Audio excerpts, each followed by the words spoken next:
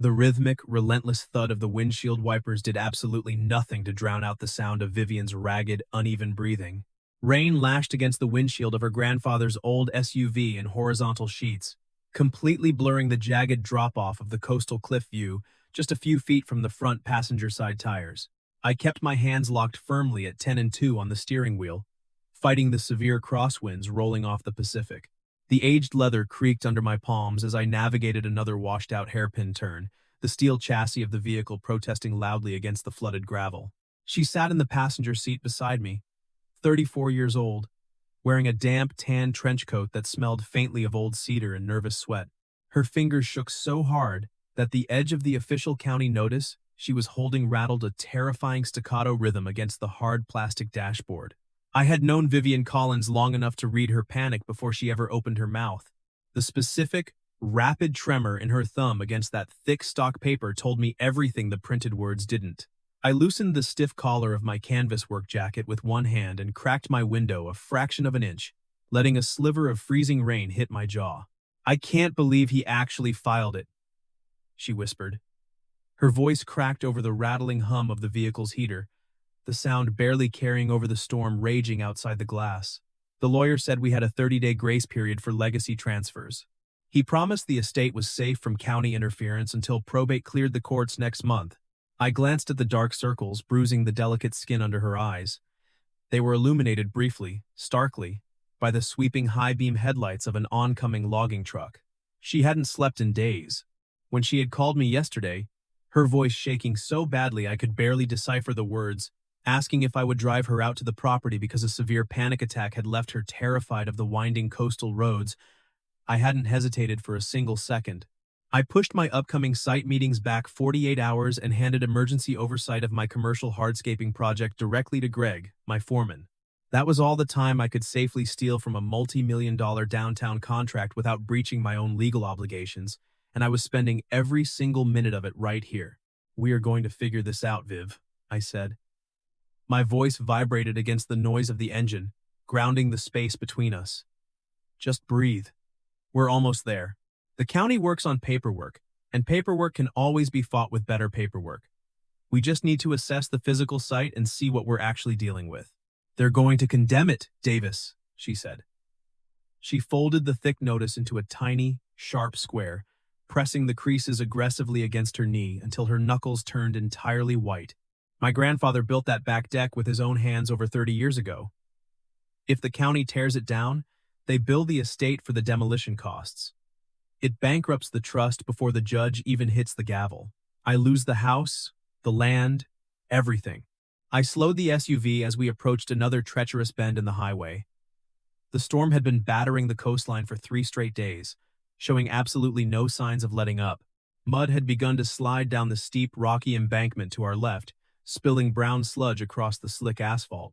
If this county inspector, a man named Sterling, red-tagged the house before probate cleared, Vivian would lose occupancy immediately.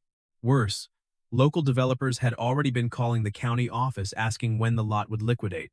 Sterling had a known habit of tagging vulnerable coastal properties early to force quick, cheap sales, and the estate would bleed money in daily county fines that she simply did not have. My jaw locked so hard the joint popped audibly in the quiet cab. I slowed the SUV with deliberate, practiced care, keeping my eyes fixed strictly on the wet asphalt. Looking at her shaking hands would have made me say something reckless. We had exactly 3 days before the final inspection date stamped in glaring red ink on that letter. I pulled the SUV through the rusted, towering iron gates of the property, the halogen headlights cutting a narrow cone through the gray downpour. The house itself was a beautiful, weathered Victorian with extensive wraparound porches, but the grand architecture wasn't what drew my professional attention. My eyes immediately locked onto the sloping grade of the earth beneath the massive back deck. The soil was supersaturated, pooling muddy water near the exposed limestone foundation. The existing timber retaining wall was bowing outward at a lethal 15-degree angle. The soaked wood groaned audibly over the sound of the driving rain, and several lag bolts had already popped loose from the extreme pressure, lying rusted in the mud. Vivian's phone buzzed in the center cup holder. The caller ID glowed harshly against the dark plastic interior. Sterling. County inspections. She stared at the screen. All the remaining color instantly drained from her face, leaving her completely ashen in the dashboard light. She pressed her thumb hard into the side of her index finger.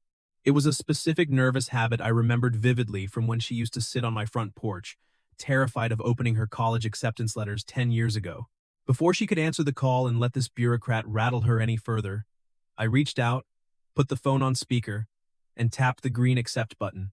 "Miss Collins," a sharp, nasal voice barked over the line, the audio echoing off the cold windshield. "I'm looking at the updated Doppler weather models. We have a severe squall hitting Thursday night. If that slope isn't structurally secured by Friday morning at 8 a.m., I am red tagging the property. No occupancy, no sale, total condemnation.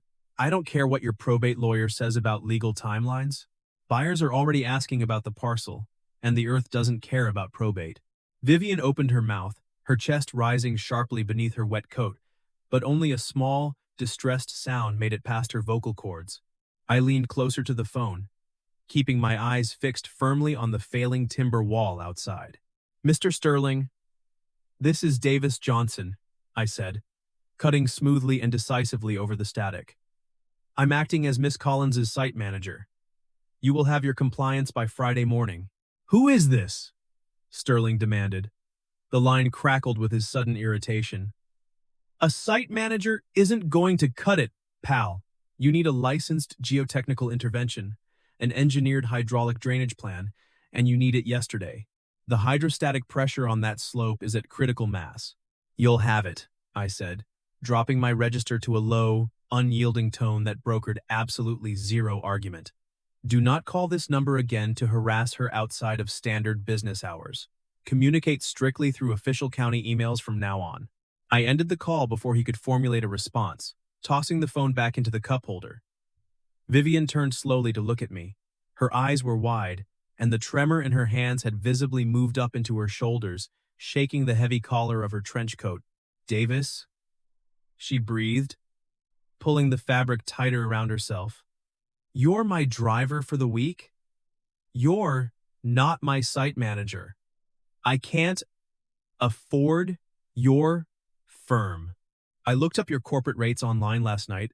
You charge commercial developers thousands of dollars a day just to look at a blueprint." "I don't care about the corporate rates," I said. I shifted the SUV into park and unbuckled my seatbelt. The engine idled, humming a steady vibration beneath the floorboards. "I am not going to sit here and let some arrogant inspector steal your grandfather's house out from under you so some developer can pave it over. Look at me." She didn't look up. She kept staring at her trembling hands. I reached over to the console and tapped the button to turn on her heated seat. I watched her posture closely. A moment later, as the mechanical warmth hit her lower back, the rigid line of her spine finally bowed. Her shoulders dropped 2 full inches against the leather seat, a physical surrender to the brief comfort. "I build hydraulic retaining walls for a living, Viv," I said softly. I kept my voice perfectly steady, acting as a deliberate anchor against the chaotic energy inside the cab. "I move earth. I stabilize cliffs. I spend my entire life making sure the ground doesn't give way beneath people's feet when they aren't looking. This is exactly what I do. I am going to fix that slope." "It's too much," she said. A single tear spilled over her dark eyelashes, catching in the wool collar of her coat. "It's a massive job, Davis. The engineering alone. The liability. I can't ask you to do that." "You didn't ask?" I pointed out smoothly, leaning back against my seat. I offered. She wiped her cheek forcefully with the back of her hand, sitting up straighter in the passenger seat. The heat from the leather seemed to give her a small, physical anchor, steadying her breathing. "If you do this, we do it by the book. I am not a charity case. I am hiring you as an independent contractor. I am paying for the materials out of the estate account, and I am signing a promissory note for your labor. Do you understand?" She lifted her chin when she said it, and I stopped arguing. That stubborn line in her voice had beaten me since we were kids, and it grounded the moment entirely in reality. "Fine," I agreed. I reached into the deep center console and pulled out a heavy, waterproof field notepad. I uncapped a black drafting pen with my teeth. We draft a temporary working agreement right now. You pay for the crushed gravel, the geogrid mesh, and the excavator rental. She hesitated, searching my face for any sign of pity or condescension. Finding absolutely none, she nodded firmly. Deal. I wrote out the specific terms in sharp, architectural block letters, detailing the exact scope of work, the strict 3-day timeline, and clear liability limits. She looked at the paper, a tiny, exhausted smile finally breaking through the heavy tension for the first time all day. You still write like a drafting machine. Not a single curve in your handwriting? You used to write out my history notes like this when I sprained my wrist in high school. The teacher thought I printed them from a computer. Legibility prevents lawsuits, I replied deadpan, signing my name at the bottom with swift precision. I reversed the notepad and handed the pen to her. And Viv, if this gets personal, it happens after Friday, after the permit clears, and only if I still choose it with a clear head. Right now, I'm just your contractor. She took the pen, the metal clicking softly. She signed it, her handwriting shaky but the pressure of the pen cutting deep into the waterproof paper. The moment the document was signed and legally binding, the crushing dynamic in the car shifted into something highly actionable. I looked out the rain-streaked window at the failing timber wall. I already knew exactly how many cubic yards of saturated soil I needed to remove, and exactly who I needed to call at the equipment yard for the heavy machinery. The next morning began in the pitch dark. I picked Vivian up from her temporary, cramped rental in town at 5 a.m. sharp. When she climbed into the passenger seat, bringing the brisk smell of rain and cold air with her, I had a steaming cup of Earl Grey tea waiting in the cup holder. The heat radiated from the corrugated cardboard, a stark contrast to the freezing morning outside. She wrapped her cold, pale hands around the cup. She took a slow sip and let out a long, quiet sigh, closing her eyes for a brief second. 2 bags. 4 minutes. Splash of oat milk. Just like finals week, I said, putting the heavy work truck in gear and pulling away from the curb. By 7 a.m., the heavy equipment arrived at the estate. Greg had pulled a massive logistical favor to get a tracked mini excavator delivered on a flatbed trailer on 0 notice. Greg owed me from a dangerous hospital structural job last winter, and I burned that favor without blinking. My phone buzzed in my pocket with a text from him. Diverted the downtown crew. You owe me a keg of imported stout and your soul. Don't sink my machine in the mud, Johnson. The rain had briefly paused, leaving the coastal air smelling sharply of ozone, sea salt, and crushed pine needles. Vivian set up a folding aluminum table inside the dry, glass-enclosed sunroom. Her laptop glowed brightly as she handled her own remote logistics job, occasionally looking out the window. I stepped out into the mud. I fired up the excavator. The diesel engine roared to life, a deep mechanical vibration traveling steadily up my arms. I positioned the toothed metal bucket near the base of the failing timber wall. The water had absolutely no escape route. I needed to relieve the hydrostatic pressure immediately, or the whole deck and a large portion of the foundation would come down by nightfall. I spent the next 2 hours trenching a precise line parallel to the limestone foundation, cutting smoothly through the stubborn coastal clay. I pulled out the worst of the saturated soil, carving a calculated path for the destructive water to follow. The repetitive motion of the joysticks, the smell of diesel exhaust mixing with the wet earth, it all forced my mind into a state of absolute, rigid focus. Around noon, Vivian stepped out onto the back porch. She wore bright yellow rain boots and carried a ceramic plate covered in aluminum foil. I killed the engine. The sudden ringing silence was almost deafening in my ears. I climbed down from the metal cab, my boots sinking 2 full inches into the muck. You look like you've been fighting a war out here, she said, standing safely on the edge of the porch, looking down at the perfectly straight, deep trench. Just negotiating with gravity, I replied. I walked over and accepted the plate she offered. It was turkey and Swiss on rye, another childhood staple she remembered perfectly. I carefully avoided brushing my muddy, grease-stained fingers against her clean ones. I kept a strict, professional distance, staying firmly on the bottom step of the porch. I found the root of the entire problem. Your grandfather didn't install a proper French drain behind the wall. He just packed it with non-porous topsoil. The water is pooling against the foundation, turning the clay to liquid and pushing the wall out. I'm laying the new drainage line now? She looked past me at the trench, her eyes widening at the sheer scale of the earth I had moved. Davis, that's thousands of pounds of dirt. It's just geometry and leverage, Viv, I said, taking a bite of the sandwich. No, it's not, she said quietly. She looked back at me, her gaze piercing, seeing right through the technical deflection. It's you. You're doing this. I looked down at my muddy boots, swallowing hard around the food to keep my expression completely neutral. Eat your lunch. I need to get the biaxial geogrid laid before the next weather front hits. If the soil gets any wetter, the excavator tracks will slip, and I'll lose all traction on the slope.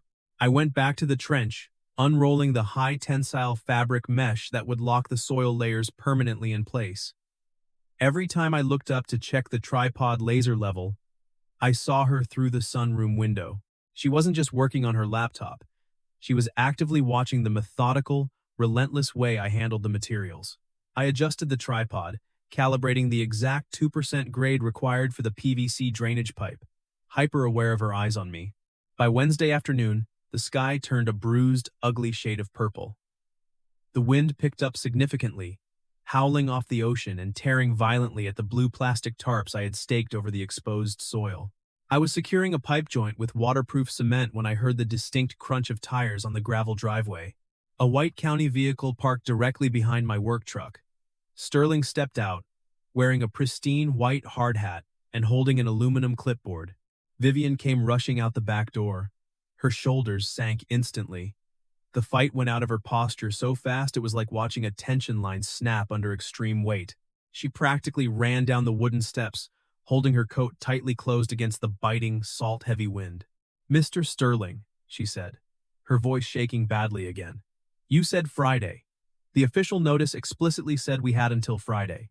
Sterling looked at the open trench, the piles of raw gravel, and the exposed foundation blocks. "I have the full authority to conduct unannounced safety audits when severe weather is imminent, Miss Collins. You've disturbed the primary load-bearing soil without prior approval. This is a massive liability. You're risking a catastrophic landslide. I'm writing the red tag right now." He clicked his pen with a final sound. I wiped the wet mud off my hands onto the thighs of my heavy work pants. I walked up the muddy slope, my heavy boots leaving deep tracks, and stepped directly between Sterling and Vivian, physically blocking his line of sight to her. "You aren't writing a tag for anything," I said. Sterling looked up, his eyes narrowing defensively under the brim of his hard hat. "Excuse me?"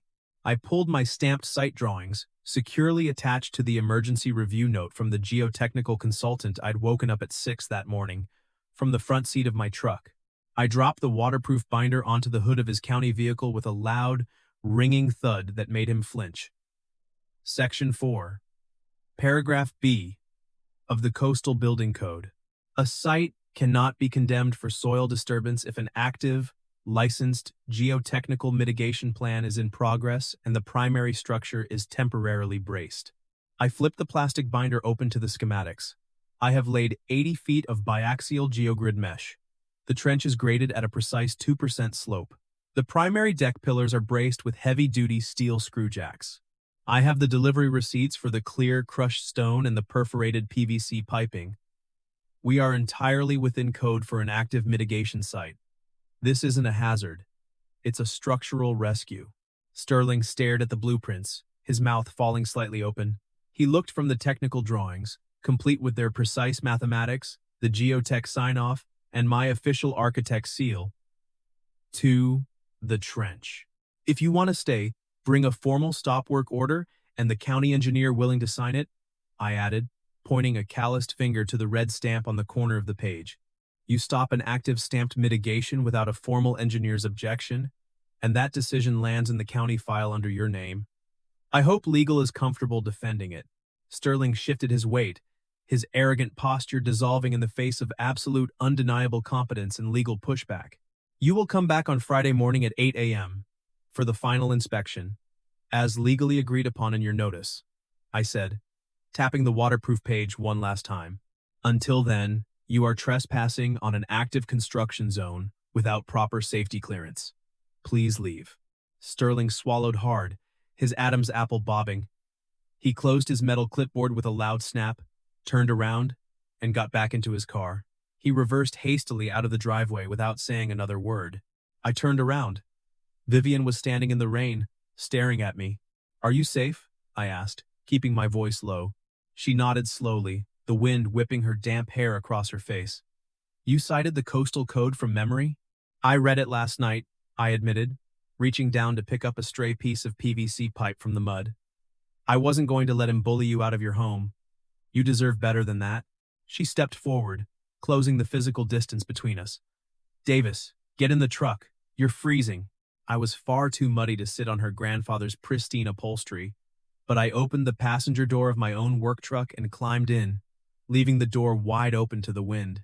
She climbed in right beside me, ignoring the dust, dried mud, and grease on my jacket. The cab smelled intensely of old coffee, diesel fuel, and wet wool. She reached out and turned the key in the ignition to blast the heater. The warm air rushed over us in a loud whoosh. She stared at the glowing dashboard gauges, her hands resting in her lap, gripping the edge of her coat. "I told you I hired you because I couldn't drive the coastal roads," she said quietly, her voice barely audible over the roaring heater. But that was a lie. I stopped wiping the mud from my hands and looked at her. "What do you mean?" She turned her head, looking directly into my eyes, stripping away all the pretense we had carried since we were kids. I could have called anyone. A car service, a local contractor, my lawyer's assistant. But when I got that notice, you were the only person I wanted to call. I've thought about you all week, Davis. Every single day. Every time you open my door, every time you hand me a cup of tea, every time you step in front of me to take the hit. I looked at her hands, the way she was gripping the fabric. I locked my hands tightly on my knees.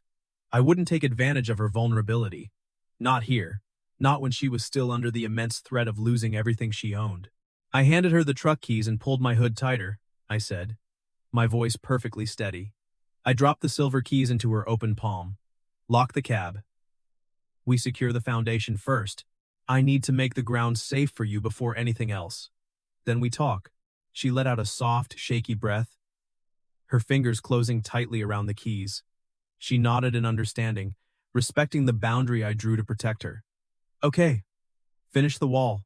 By 8 p.m., the squall hit with brutal, unforgiving force. The dark sky opened up and poured a literal ocean onto the cliffside. The wind screamed through the ancient pines, throwing heavy, broken branches across the lawn.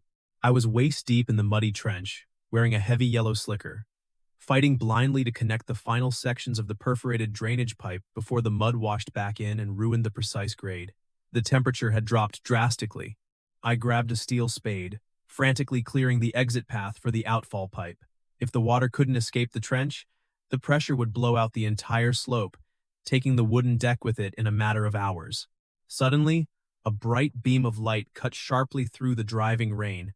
Vivian appeared beside the edge of the trench. She was wearing an oversized yellow raincoat, holding a heavy-duty, waterproof flashlight with both hands. "Vivian, get back inside!" I roared over the howling wind.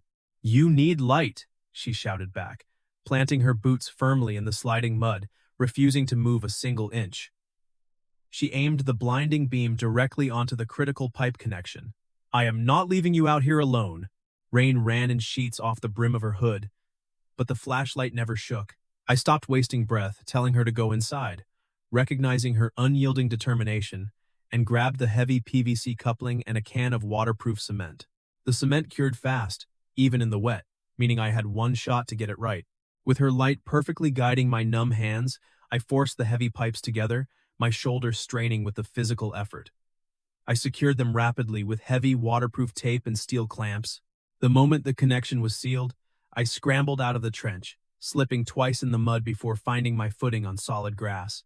I grabbed the controls of the excavator and dumped 3 massive buckets of clear crushed stone directly over the pipe, locking it permanently in place. "Watch the outfall!"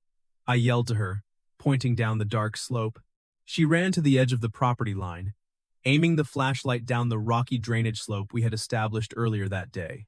A second later, a massive, muddy stream of water blasted out of the pipe, safely bypassing the vulnerable foundation and running harmlessly toward the lower rocks. The system was working. The hydrostatic pressure was gone. The cliff was safe. I killed the excavator engine and jumped down to the ground. Vivian ran toward me, dropping the heavy flashlight directly into the mud. I wrapped my arms securely around her waist, holding her steady against the howling wind. Her breathing finally slowed, her posture relaxing against my shoulder. I held her against the wind until her breathing completely steadied and the worst of the squall passed. We stood there, anchored entirely by each other, feeling the solid, unshakable ground beneath our boots. The next morning, the storm finally broke. The sun pierced through the heavy clouds, casting a brilliant, golden light over the coastal cliff. The estate stood perfectly intact. The trench was filled with neat, graded stone, the unseen geogrid holding the earth with silent, mathematical strength. The ocean below was a calm, reflective blue, the roar of the waves significantly muted. Sterling arrived at 8 a.m. sharp. He walked the perimeter of the deck, checked the drainage outfall, and reviewed the temporary bracing. He didn't say a word for 10 agonizing minutes. Finally, he pulled out his clipboard and signed a bright green piece of paper with a sharp flourish. "Compliance met," Sterling said gruffly, handing the paper directly to Vivian. "It's a solid, permanent fix. Good work, Mr. Johnson." He got in his car and drove away. Vivian stood on the deck, staring at the green tag. Her shoulders finally dropped completely.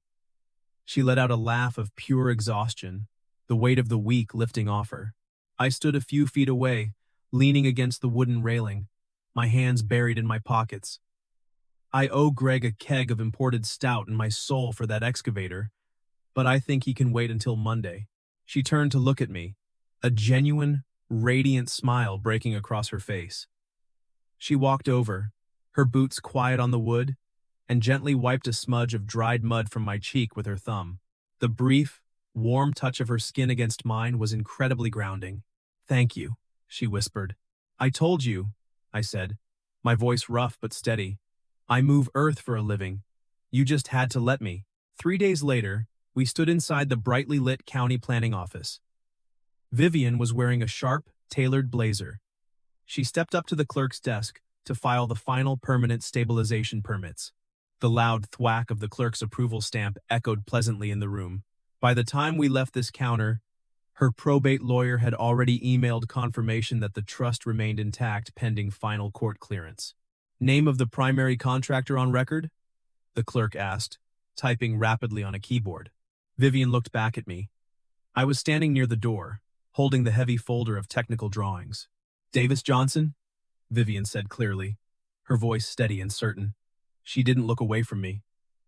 The clerk paused, fingers hovering over the keys, looking between the two of us. "Do you need him to sign the shared liability document?" the clerk asked, sliding a dense, multi-page form across the counter. Vivian nodded. She picked up the pen and signed her name on the bottom line. Then she turned, holding the pen out to me. It wasn't just a building permit. I walked across the room, taking the pen from her hand. I signed my name right next to hers, the ink bold and permanent. We filed the permit, set the final repair schedule, and agreed I'd move my things into the guest cottage through the final stabilization phase. For the first time all week, neither of us was improvising our future. When I set the pen down, I looked at her. Her eyes were bright, and she wasn't trembling anymore. The ink on the paper, the solid earth beneath her house, and the way she stood firmly beside me as we walked out to the truck together said everything that needed to be said. The end. Closing thoughts. Please like and subscribe so we can share more stories like this.